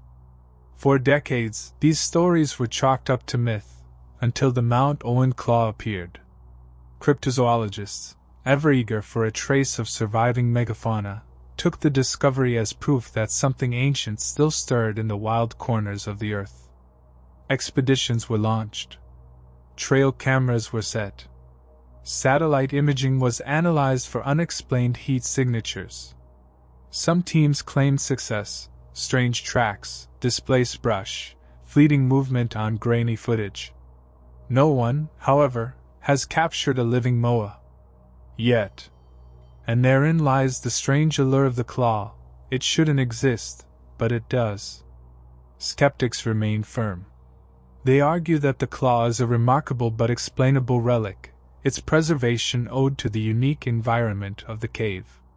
Radiocarbon dating confirms its antiquity, over 2,000 years old. That, they say, is the end of it. There are no living moa. But even among scientists, a few cracks in certainty have formed. In 1993, a study reported the discovery of moa DNA in sediments that were far more recent than expected. Another found bird droppings with genetic markers similar to extinct species. Could these be the traces of an undiscovered moa population? Or just contamination? No one can say for sure. The terrain where moa once roamed, vast stretches of dense forest, mountainous valleys, mist-shrouded peaks, remains largely unexplored to this day. Helicopters can't reach every crevice. Satellites miss what hides beneath the canopy. There is space, enough space, for something large, quiet, and elusive to survive. And perhaps that's what the claw is, not proof of the past, but a message from the margin of extinction. That something ancient is watching, waiting. A symbol of what we think we've lost, but maybe haven't. Because in a world where species vanish before our eyes, perhaps some also survive beneath them. Unseen, untouched, and not yet done with us. The skulls with horns in Pennsylvania, hoax or hidden history? In the rolling hills of Bradford County, Pennsylvania, nestled among quiet farmlands and dense woods, lies a story that refuses to die. It's not found in schoolbooks, nor mentioned in polished museum tours, but it echoes through dusty archives, whispered in local lore and fringe history forums. It's the story of giant human skeletons unearthed in the late 19th century. Skeletons with horned skulls. The account first appeared in 1911, when a Pennsylvania newspaper, the Elkhorn Register, reported that a burial mound near Sayre, a small town in Bradford County, had yielded an astonishing find. Inside the mound, workers discovered several skeletons, all over 7 feet tall. But most curious, and most disturbing, were the protrusions from the foreheads of the skulls, bone horns, extending upwards like the antlers of demons. Almost immediately, the discovery stirred a frenzy. The bones were reportedly sent to the American Investigating Museum in Philadelphia, where they were quietly catalogued, and then disappeared. Today, neither the bones nor the museum remain. No formal records, no photographs, no verified documentation. Just the article. And the legend. Skeptics, naturally, dismissed the story as a hoax, a fabrication common in the age of yellow journalism, when newspapers printed tales of airships, moon men, and other curiosities to boost sales. Some suggest the entire report was invented. Others believe the skulls were simply misinterpreted, deformations from disease, natural bone growths, or even animal bones mistaken for human remains. But there's a problem with that explanation. It wasn't the only time it happened. Across the United States, from the late 1800s through the early 1900s, there were dozens of similar reports. In Tennessee, Ohio, Arizona, and again in Pennsylvania, local newspapers documented the discovery of giant skeletons, some with double rows of teeth, others with elongated or horned skulls, buried in ancient mounds built long before European settlement. Many of these accounts share striking similarities. The bones are found during construction or farming, sometimes by accident. The skulls are often described as larger than average, with unusual features. The remains are frequently sent to institutions like the Smithsonian, where the trail goes cold. Indeed, the Smithsonian Institution is frequently mentioned in conspiracy circles as the final resting place for these bones, hidden from the public, sealed away to protect the official narrative of human history. It's an accusation the institution firmly denies. But in 2014, a satirical news article claiming the Smithsonian had destroyed thousands of giant skeletons went viral, and for many, satire or not, it rang a little too true. The connection between horned skulls and ancient mound builder cultures is especially intriguing. Long before colonization, Native American tribes spoke of strange beings, giants who lived in the land before them, often described as powerful, long-lived, and otherworldly. Some oral traditions speak of wars between early peoples and these giants. The Adena culture, known for constructing large burial mounds, has often been linked, without archaeological proof, to these legends. Could the horned skulls have belonged to an offshoot of such a race? Were they ritualistic in nature, shaped by deliberate cranial modification, as practiced in some ancient cultures? Or were the horns real?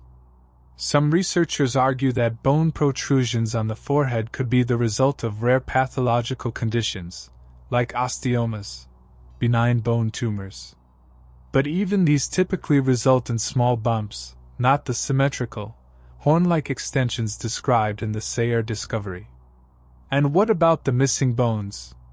Over the years, several researchers, both academic and amateur, have attempted to track down the skulls from Sayre. All have come up empty. No records. No samples. Nothing to test, nothing to prove or disprove. But perhaps that's the real mystery. Why so many of these stories end the same way? Discovered. Documented. Vanished.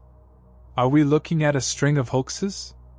A pattern of misidentification repeated across decades?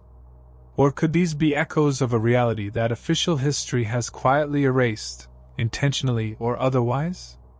If horned skulls had been found just once, in one place, by one person, the story could be dismissed easily. But the pattern, however fragile, persists. And it leads to a deeper question. What does the earth still hide beneath our feet? We walk over the bones of forgotten people every day, some known, others erased, some perhaps never meant to be remembered at all. And if one day, a horned skull is discovered again, caught on camera, verified by modern science, what would it mean? That our history is wrong? Or that we've only ever been told part of the story? The fields of Pennsylvania are quiet now. The burial mound is gone. The bones, if they ever existed, have vanished into shadow. But the horned skull remains, etched in legend, waiting to be unearthed again. The lost land of Mu, continent beneath the Pacific. Somewhere beneath the endless blue horizon of the Pacific Ocean, hidden by thousands of feet of salt water and time, there is said to lie the broken bones of a continent, a land called Mu. Long before Atlantis captured the Western imagination, before Lemuria stirred the dreams of mystics and fringe scholars, Mu was whispered into existence. A once great civilization. A cradle of humanity. A continent that stretched across the Pacific, rich with wisdom, technology, and towering temples, until it vanished beneath the sea in a single, unimaginable catastrophe. But was Mu ever real? Or was it a myth, born not from memory, but from wishful thinking? The modern story of Mu begins with a man named Augustus Le Plongeon, a 19th-century photographer and amateur archaeologist. While studying Mayan ruins in the Yucatan, Le Plongeon became convinced that the ancient Maya were the descendants of a lost people from a land he called Mu. Drawing from symbols he misinterpreted in Mayan texts and an intuitive sense of cosmic connection, he claimed Mu had once existed in the Atlantic or Pacific, and that it had influenced civilizations across the globe. But it was James Churchward, a British-born occultist and author, who truly brought Mu to life. In the 1920s and 30s, Churchward published a series of books claiming he had discovered ancient tablets in India, written in a Nakal language, and learned of a sunken Pacific continent that was once the center of a vast, peaceful, and spiritually advanced empire. According to Churchward, Mu stretched from Easter Island to Fiji, from Hawaii to the Marianas, home to 64 million people and ruled by priest kings who harnessed the power of cosmic forces. Then, around 12,000 years ago, it was destroyed, swallowed by fire and water. As Churchward wrote, sinking with all its knowledge and people into the abyss. The world forgot. The ocean sealed its secrets. But even as scholars dismissed Churchward's claims as fantasy, the symbols persisted. The mysterious Rongorongo script of Easter Island. The megalithic ruins of Nan Madol in Micronesia, a city built atop coral foundations in the middle of the ocean. The step pyramids of Pohnpei, stone structures with no known quarry on the island. The underwater terraces near Yonaguni, off the coast of Japan, massive, staircase-like structures that some claim are natural, and others insist were carved by ancient engineers. Could these be fragments of a lost world? Mainstream science says no. There is no geological evidence that a continent ever sank beneath the Pacific. Plate tectonics, they argue, simply don't allow for such a collapse. Continents are too buoyant to sink. They may erode or submerge due to sea level rise, but not vanish entirely. But this hasn't stopped the stories. Throughout Polynesia, there are oral traditions of a sunken homeland. In Maori legend, there is Hawaii, a place of origin beyond the sea. Hawaiian chants speak of lands swallowed by the ocean. In the mythologies of Micronesia and Melanesia, cataclysms and vanished islands are recurring themes. And there's something else, something stranger. A curious genetic link known as the Denisovan trace has been found in the DNA of Melanesians and Aboriginal Australians, genes from an ancient human species that lived in Asia, yet somehow made their way into remote Pacific populations. How? When? No one can say for sure. Could these be echoes of prehistoric migration routes, long lost to time? Or of a vanished hub, Mu, where ancient peoples once converged before their world fell into the sea? Even the name, Mu, is controversial. Critics argue that churchwards simply invented it, perhaps borrowing from the Greek letter or misinterpreting ancient texts. Others suggest Mu may echo real, ancient words used to describe origin places, like Mu or Ma, as mother, origin, or ocean in various languages across Asia and Oceania. And then there's the possibility that Mu wasn't a single continent at all, but a composite memory, a patchwork of island civilizations now drowned by rising seas after the last ice age. Around 10,000 to 12,000 years ago, global sea levels rose more than 400 feet, swallowing coastlines, river deltas, and low-lying islands. It's not hard to imagine that whole cultures were erased, oral traditions scattered, surviving only in fragments across distant islands. A forgotten empire. Not one but many. United by trade, language, or belief. And when they disappeared, perhaps the world forgot how advanced they truly were.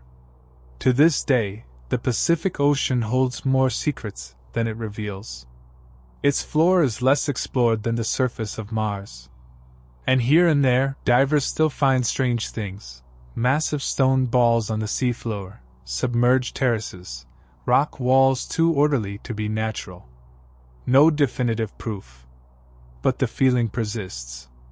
That somewhere out there, under the endless blue, lies the shadow of Mu. Not just a myth. Not quite a memory. But a lost chapter of humanity's story, waiting to be read again. The ancient Heliopolis, a city older than memory? In the north of modern-day Cairo, where city noise hums over ancient dust, lies a ruin forgotten by most and overlooked by history. Tourists flock to the pyramids of Giza and the temples of Luxor, but few venture into the quiet remnants of Heliopolis, the once sacred city of the sun god Ra. A city that may, if the whispers are true, predate even Egypt itself. Today, Heliopolis is little more than an archaeological footnote.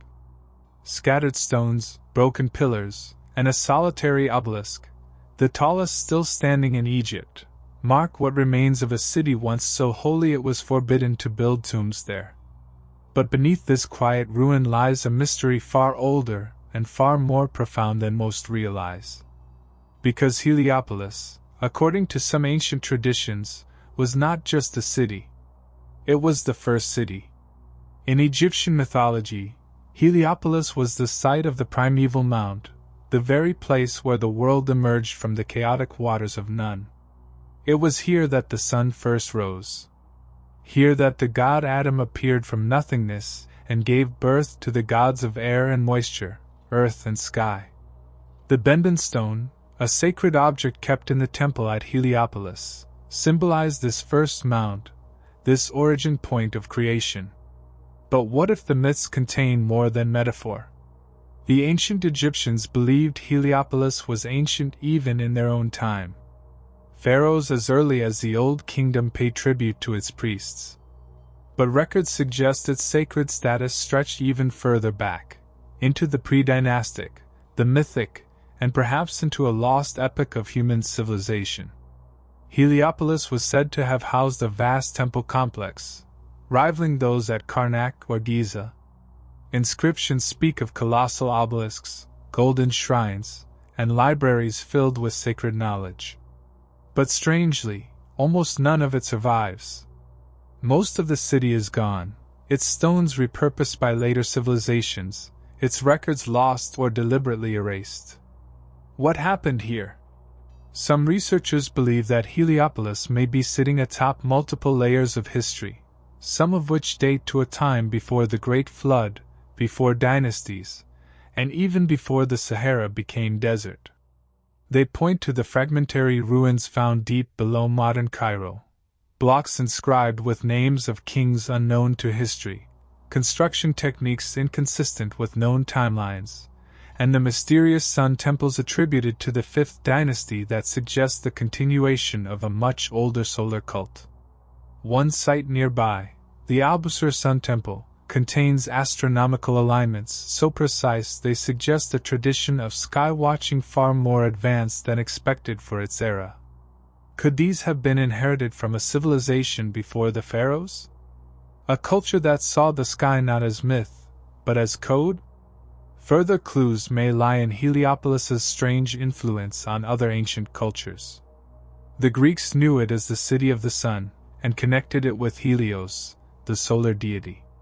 In the Hermetica, said to be derived from the teachings of Egyptian priests, Heliopolis is described as the place where divine wisdom was passed to humanity.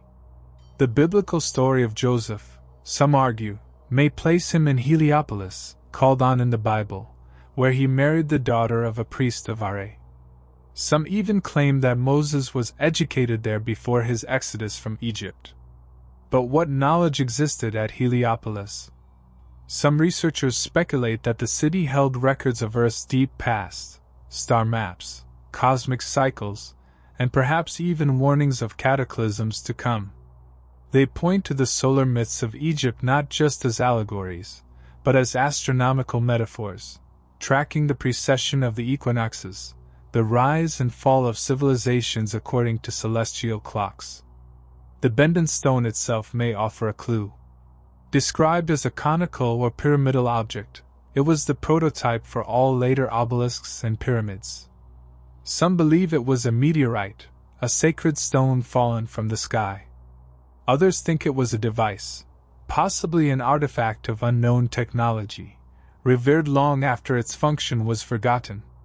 The stone disappeared in antiquity, and its original resting place remains uncertain. Why was it hidden? Or taken? Heliopolis, like many ancient sacred sites, seems to sit at the intersection of legend and erasure. Despite its central role in Egypt's religious and philosophical thought, it is curiously underrepresented in the archaeological record. Major temples? Gone. Statues?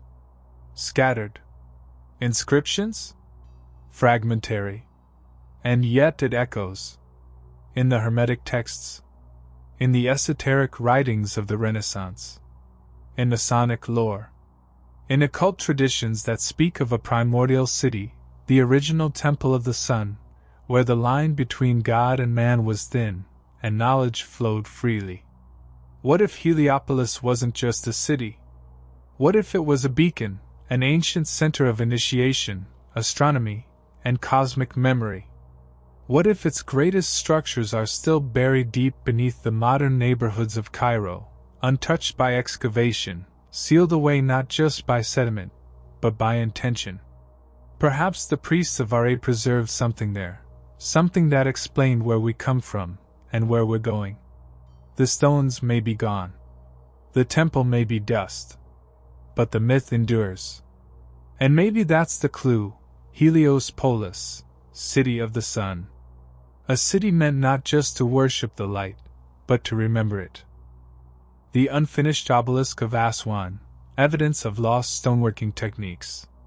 In the granite quarries of Aswan, Egypt, scorched by the relentless desert sun, lies a monument that was never raised. It rests where it was born, half emerged from the earth, still connected to the bedrock from which it was shaped. Towering over workers and tourists alike, this is no ordinary artifact. It is the unfinished obelisk, the largest known obelisk ever attempted in antiquity. Had it been completed and erected, it would have stood nearly 137 feet, 42 meters, tall and weighed an estimated 1,200 tons, nearly 3 times the weight of any other obelisk ever successfully transported and raised. But the true mystery of the unfinished obelisk is not just its size. It's how it was being carved. And why, even today, we don't fully understand how it could have been made. The obelisk lies flat in a deep trench carved into solid granite, a rock nearly as hard as steel. There is no space underneath it, no room to work from below. It is still attached to the bedrock along its base. Yet its sides, corners, and even some interior sections appear to be nearly finished, smoothly hewn with astonishing precision.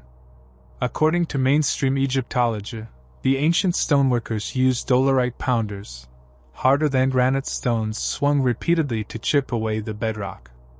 But anyone who's tried this method, even on a small scale, knows how time-consuming, imprecise, and labor-intensive it is. The level of flatness, sharp angles, and smooth surfaces achieved here seem almost impossible with simple hand tools. Even more puzzling are the tool marks. Visible on the trench walls and surfaces of the obelisk are long, narrow striations, almost like grooves made by a giant rasp or circular tool.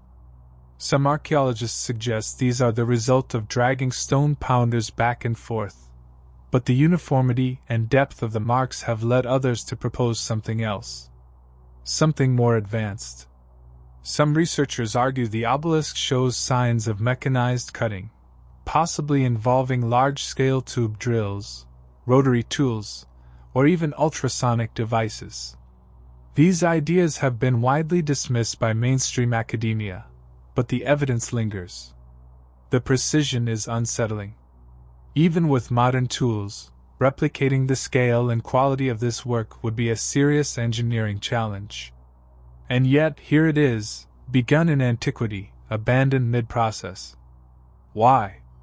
Most agree that a crack that formed in the stone during its carving led to the project's abandonment. The obelisk, already deep in the quarry, would have been nearly impossible to extract once damaged. But others suggest something more mysterious, that the obelisk was part of an experiment, perhaps to test techniques no longer in use. Or that it was left on purpose, as a message, a preserved clue to techniques we've forgotten. The crack itself may not have been accidental. Some geologists point out that the placement and direction of the fissure suggest natural rock stresses rather than a catastrophic mishap. Could it be that the crack happened earlier than assumed, yet the work continued anyway? There's more. In nearby Aswan quarries, other anomalous stonework has been found, massive granite blocks, half-carved or lying unfinished, with similar strange marks. Some even appear to have been sliced, with clean, smooth faces, without evidence of chisel work.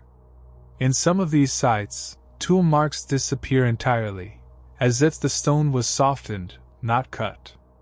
Which leads to one of the more exotic theories, that ancient builders softened stone, perhaps using chemicals, vibration, or heat. The idea is not without precedent. Incan and pre-Incan stonework in South America also shows baffling joins and soft-looking finishes on hard stone. Could the Egyptians have had access to such knowledge? Even the successful obelisks still standing today, in Luxor, Karnak, and even in places like Rome and Paris, pose immense logistical questions. How were 300-ton monoliths lifted, transported over hundreds of kilometers, and raised vertically without cracking? Egyptologists point to sledges, ropes, ramps, and immense manpower. But again, there are no inscriptions, diagrams, or texts from ancient Egypt detailing these processes. Nothing explains how they did it. Only that they did. That silence is suspicious. as if the knowledge was commonplace, too obvious to write down. Or perhaps, more troubling, deliberately forgotten. The unfinished obelisk sits as a monument to that lost knowledge. Visitors to the site describe a strange feeling as they stand beside it. It dominates the quarry. The scale is almost offensive to the senses. It shouldn't exist, not by the standards we've assigned to ancient technology. It suggests that Egypt, or perhaps a pre-Egyptian culture, could do things we no longer can. We assume our ancestors were primitive because they lived long ago. But what if time does not measure capability? What if the true builders of the unfinished obelisk were not less advanced, but advanced in ways we don't yet understand? The obelisk was never moved, never raised, never seen in its full glory. And perhaps that is the greatest mystery. Not what it was meant to be, but who it was meant to remind. The Shigar idol, the world's oldest wooden statue, 11,600 years old. Buried in the dark, ancient peat of the Ural Mountains for over 10 millennia, the Shigar idol lay waiting. Hidden from the eyes of humanity, it remained preserved in the cold, oxygen-starved depths of a bog, like a memory sealed in earth. Then, in 1894, miners cutting through the layers of the Shigar peat bog in western Siberia unearthed something strange. First came wooden planks, then carved pieces, then faces, elongated, expressionless, geometric faces, one stacked above the other. As more fragments were found, archaeologists slowly realized what they were looking at: the remains of an enormous totem-like structure, carved from a single large tree. And when reassembled, it towered to over 17 feet, 5.3 meters, in height, the oldest known wooden statue in the world. But age was only the beginning of its mystery. Initial studies estimated the idol to be around 9,500 years old, based on the depth of the peat where it was discovered. Even that figure was staggering, twice as old as the pyramids. But later, in the 2010s, radiocarbon dating from Germany's most advanced laboratories revealed an even more astonishing truth. The Shigar idol is 11,600 years old, older than Göbekli Tepe, older than agriculture, older than metal tools. It was carved at the end of the last ice age, a time when humanity was thought to be little more than scattered bands of hunter-gatherers. A time before writing, before cities, before civilization. And yet, here was a 17-foot statue, covered in symbolic markings, with faces that seemed to stare across millennia. The questions came quickly. Who carved it? Why? And what does it mean? The idol's body is engraved with abstract patterns, zigzags, herringbone motifs, and the faces, 7 of them, are eerily stylized. These designs are not random. They are repeated, orderly, deliberate, suggesting a symbolic language or cosmological code. Scholars debate their meaning. Could they represent spirits? Ancestors? Deities? Or perhaps a mythic narrative now lost? Some think the carvings may represent a creation story, told in symbolic form, like a vertical text climbing toward the sky. Others believe the idol may have been an ancient map, a recording of tribal knowledge, or a warning of some long-forgotten danger. But even more enigmatic than the symbols is the fact that it was carved at all.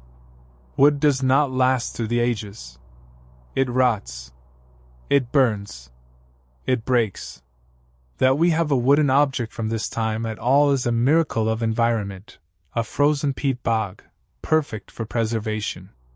But that begs the question, how many other wooden monuments once stood, lost to decay, disintegrated by time?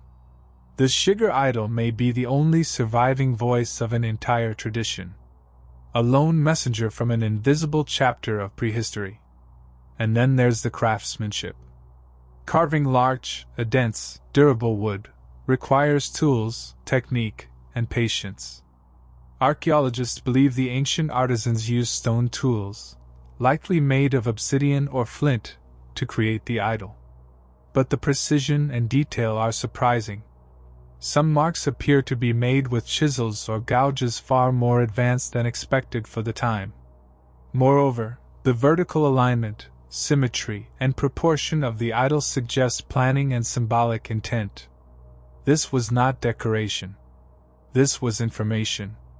And the date, 11,600 years ago, aligns suspiciously with another curious event, the Younger Dryas. Around that time, the world experienced a sudden climatic shift, possibly triggered by cosmic impact, a volcanic eruption, or a massive meltwater release. Some believe this event caused catastrophic flooding, extinction events, and the sudden collapse of early human settlements. Was the Shigar idol a response to this cataclysm? A memorial? A warning? A marker left by a people who saw the world torn apart? More controversially, some suggest the idol as evidence of a forgotten civilization, one capable of complex thought, symbolic art, and cultural memory thousands of years earlier than history permits. Not primitive tribes, but a sophisticated society, erased by ice and time. If the Shigar idol is any indication, our ancestors were thinking symbolically, spiritually, and scientifically long before Mesopotamia or Egypt ever laid their first bricks. Yet this stunning artifact is rarely mentioned in textbooks. Why? Perhaps because it doesn't fit.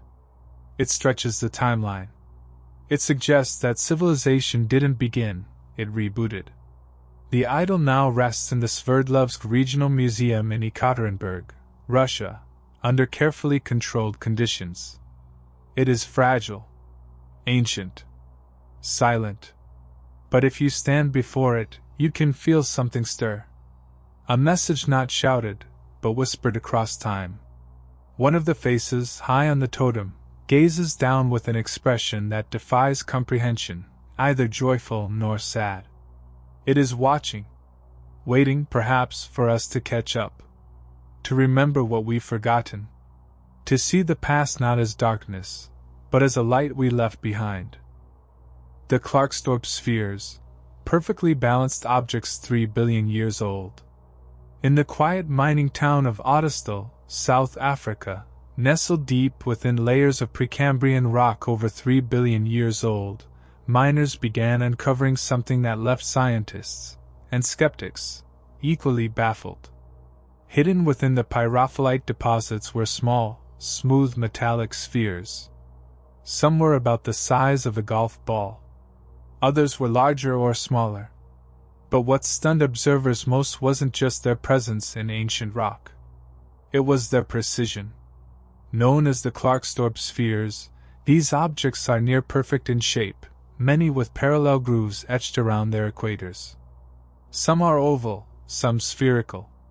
A few are ribbed with concentric ridges. Others are so balanced and symmetrical that even modern machining would struggle to replicate their uniformity by hand. And yet these spheres were found not in human ruins, but embedded in geological strata dated to over 3 billion years ago. That date is not in dispute. The sedimentary layers in which the spheres were found belonged to the Precambrian era, long before multicellular life, before dinosaurs, before even the concept of humans. So what are they? And how did they get there? Mainstream geologists have classified the spheres as concretions, natural formations created by the slow buildup of minerals around a core, under specific conditions. The ridges, they argue, are the result of natural layering. Their symmetry, a quirk of geological luck. But not everyone is convinced. Some of the spheres are composed of a hard metallic substance called hematite, while others contain a mixture of pyrite and goethite. Most curious, however, is that some appear to be hollow with a spongy interior, or have a shell-like outer layer that differs from the core, an architecture that doesn't match most known natural concretions.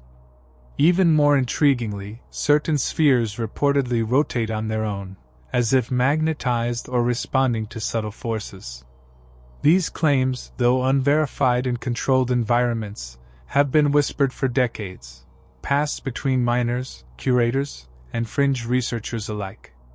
One particular sphere, displayed in a museum in Klarkstorp, is often cited as the most mysterious of all. It has 3 perfectly parallel grooves, evenly spaced, circling its circumference, as though carved by a lathe. Geologists have struggled to explain how such symmetrical grooves could form naturally in a chaotic geological environment. To the scientifically orthodox, the spheres are rare but natural anomalies. To others, they are artifacts of the impossible. Some theorists propose that the Klarkstorp spheres were created by an ancient, pre-human intelligence, beings or a civilization that existed on Earth before our known timeline began. Others go further. Could they have been left behind by extraterrestrials? Are they relics, messages, devices? Ancient astronaut theorists have speculated that the spheres may have been navigational beacons, energy tools, or components of unknown technology, encoded with resonance, frequency, or data. The uniformity and age seem to resist easy dismissal. And then there's the problem of context. If the spheres were simply geological oddities, why are they so rare? Why do they appear only in specific, isolated deposits, yet always with precision far beyond what one would expect of a random mineral blob? Why do they so closely resemble man-made objects? Some conspiracy-minded researchers point to other out-of-place artifacts, old piarts, discovered in ancient rock, like the iron pot allegedly found in 300-million-year-old coal, or the spark plug encased in geode-like stone. Most of these claims are poorly documented and often debunked. But the Klarkstorp spheres remain persistent, because they do exist. They've been held, measured, photographed, displayed, and still, no one knows exactly what they are. No one has ever carved one from scratch to replicate the effect using Stone Age tools. No one has proven conclusively how those grooves form. No one has explained, with certainty, why these spheres feel engineered in a world before engineers. If natural, they are miracles of geology. If artificial, they are impossible time travelers, artifacts that should not be where they are, when they are. What if there was a civilization, not just thousands, but millions or billions of years ago, that rose and fell long before mammals crawled from the sea? What if Earth has forgotten entire cycles of intelligent life, buried and crushed beneath eons of rock and fire? The Klarkstorp spheres don't answer these questions, but they demand we ask them. They sit in glass cases and quiet basements, far from fame or scrutiny. But if you look closely, if you really look, you'll see something familiar in their perfection. A purpose. A design. As though someone, or something, left a message in the stone, knowing we would one day find it. And wonder. The L'Anse-aux Meadows Viking site. What else lies undiscovered in North America? On the windswept northern tip of Newfoundland, Canada, nestled in a patch of mossy tundra where the land meets the frigid Atlantic, lies a site that quietly rewrote the history of the Western world. L'Anse-aux Meadows. At first glance, it looks humble: grassy mounds, reconstructed wooden huts, and a simple museum. But beneath this quiet surface is a revelation: the first confirmed Norse settlement in North America, dating to around 1000 AD, nearly 500 years before Columbus. The implications are staggering. Here, among the peat bogs and windswept hills, Vikings from Greenland and Iceland built homes, forges, workshops. They felled local trees, repaired ships, and perhaps waited out the winters. It was a small settlement, likely no more than 30 to 50 people at a time, but it was real. And it proved definitively that Europeans had reached the New World long before the Age of Discovery. But the discovery of Lens Meadows in 1960 was more than just a correction in textbooks. It raised a haunting, lingering question. What else lies buried in the forests and shores of North America? And why hasn't it been found? The saga of the Norse in North America didn't begin with archaeologists. It began with myth. The Icelandic sagas, particularly the saga of the Greenlanders and saga of Eric the Red, tell of a bold explorer named Leif Erikson, who sailed west from Greenland and found a land he called Vinland, a place of wild grapes, fertile meadows, and rich resources. For centuries, scholars debated the stories. Were they embellished legends? Misremembered voyages? Pure fiction? Then came the ruins. The remnants of longhouses and an iron smithy found at Lens Meadows match Viking architectural style. Carbon dating placed the settlement squarely in the right time frame. The sagas, long dismissed, were vindicated. Myth became history. But the sagas also speak of more than one journey. They describe multiple expeditions, different landings, encounters with indigenous peoples, whom they called Skraelings, and even violent skirmishes. The Norse described places further south, with warmer climates, wild wheat, and towering trees, none of which described Newfoundland's rocky terrain. So if Lens Meadows was just a base camp, a northern outpost, where is the rest of Vinland? For decades, researchers have searched the coastlines of Atlantic Canada and the northeastern United States for further traces. Stone ruins, iron tools, Scandinavian DNA in indigenous populations, anything that might mark the trail of Viking exploration. The results? Sparse. Fragmentary. Teasing. Some pieces don't quite fit. In the northeastern U.S., odd stone structures have been linked, rightly or wrongly, to Norse origins. In Ontario and Minnesota, supposed runestones have sparked debate and controversy, like the infamous Kensington runestone, whose authenticity remains hotly contested. Hoax or evidence? In the 1990s, strange navigation anomalies and satellite scans picked up rectilinear patterns off the coast of Nova Scotia, unexplained formations beneath shallow water. Are they natural? Or the remnants of ancient harbors?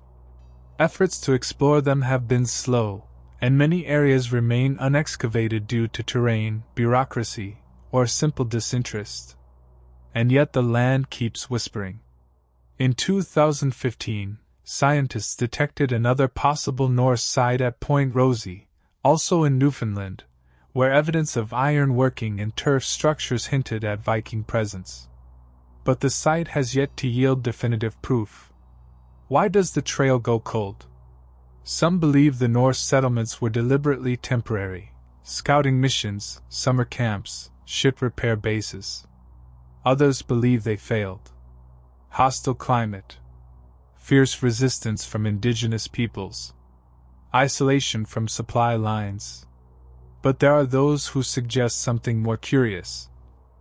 That the Norse went further, blended in, disappeared into the continent. There are tantalizing clues, oral histories among some First Nations peoples that speak of tall, bearded men in long boats. Genetic anomalies, small but notable, traced to European haplogroups in isolated northern populations. Inexplicable artifacts found in ancient contexts. These may be coincidences, or residue.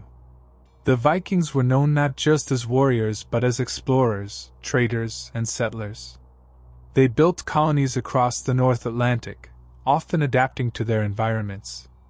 Is it so hard to imagine a few families sailing beyond Newfoundland, down the St. Lawrence, into the Great Lakes, or along the eastern seaboard?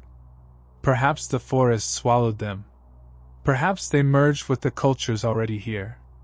Perhaps they left nothing but silence. Or perhaps we simply haven't looked in the right places yet. Because for every known Norse artifact, there are likely hundreds still beneath the soil, beneath suburban yards, beneath forests untouched, or deep beneath sediment at ancient river ports. L'Anse Meadows was never meant to be the end of the story. It was a door. A single, weather-beaten threshold into a forgotten chapter of transatlantic history. And somewhere, maybe in a cold cave, or a hill marked only by moss, there may still be a buried rune, a broken sword, a strand of wool from a vanished cloak, waiting for the day someone finally sees the myth not as legend, but as a map. Rum El Hiri, Israel's Stonehenge? And the end of the journey. In the windswept, volcanic plains of the Golan Heights, far from the bustling cities and well-trodden tourist paths, lies a mysterious monument, massive, silent, and ancient. Known as Rum El Hiri in Arabic, or Gilgal Rephaim in Hebrew, it is one of the most enigmatic megalithic structures in the Middle East. At first glance, it appears as a sprawling chaos of basalt stones. But as you rise above it, perhaps in a drone's eye or from a satellite, you begin to see the pattern, concentric circles, precisely formed, spiraling outward from a central tumulus. The structure spans over 150 meters wide, composed of over 40,000 stones, stacked without mortar, and deliberately arranged. It is massive. It is ancient. And it is unexplained. Mainstream archaeology dates the site to the early Bronze Age, about 5,000 years ago, but no inscriptions, no tools, no bodies have ever been found. The central cairn was once thought to be a tomb, but excavations revealed nothing conclusive. No king. No priest. Only questions. The purpose of Rum El Hiri remains a riddle. Some suggest it was a burial site, others a calendar, or an astronomical observatory. On the summer solstice, the first rays of sun shine directly through one of its ancient passageways, a design too precise to be accidental. Theories abound: a place of worship, a gathering ground for star watching, or a memory of something older than time. And then there are the legends. In Jewish folklore, it is said to be the work of giants, Rephaim, the shadowy race of mighty beings mentioned in the Hebrew Bible. Others speak of spirits that guard the site, of nights when the air turns heavy and even animals refuse to draw near. And still it stands. Crumbled, weathered, but undefeated. Rum El Hiri is the final stone in a path we've been walking, across continents, across epochs, through forgotten temples and submerged roads, across sunken lands and beneath pyramid chambers that whisper in frequencies we can barely hear.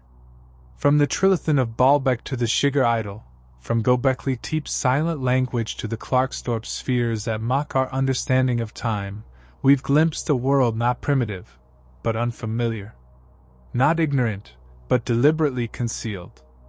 What ties all these mysteries together isn't proof. It's something older, quieter. The feeling that the past is deeper than we dare believe. That history is not a line, but a spiral, looping and folding over itself, every lost artifact a ripple from some prior awakening. And maybe, just maybe, we are not the first to ask the questions we now ask. Maybe others once stood beneath these same stones, touched their smooth, impossible surfaces, and wondered, who built this? Why here? Why so perfectly? Maybe they too felt the shiver of recognition, not of knowledge, but of memory. Because the earth does not forget. And the stones?